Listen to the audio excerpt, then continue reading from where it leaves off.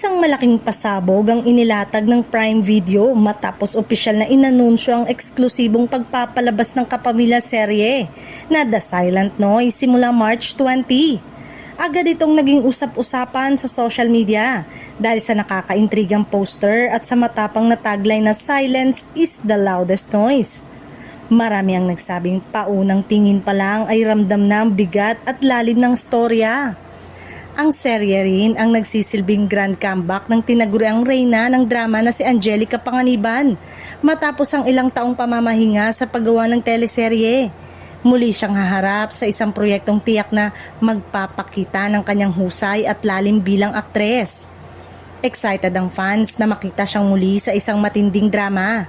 Mas lalong pinainit ang anticipation dahil makakatambal niyang muli ang versatile actor na si Sanjo Marudo. Matatanda ang pinuri ang kanilang tambalan sa pelikulang Unmarried na naging bahagi ng Metro Manila Film Festival 2025. Dahil dito, mataas ang inaasahan ng publiko sa kanilang reunion project. Sa mga inilabas na detalye, tila iikot ang kwento sa isang pamilyang may malalim na pinagdadaan ng problema at mga lihim na unti-unting mabubunyag.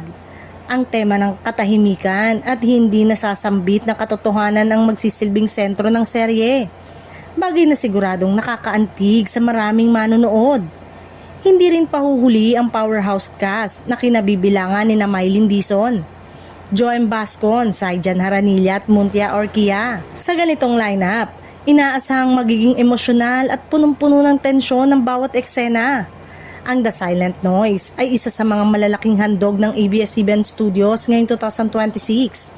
Patuloy ang kapamilya sa paghahatid ng dekalidad at world-class na mga kwento sa global audience sa March 20.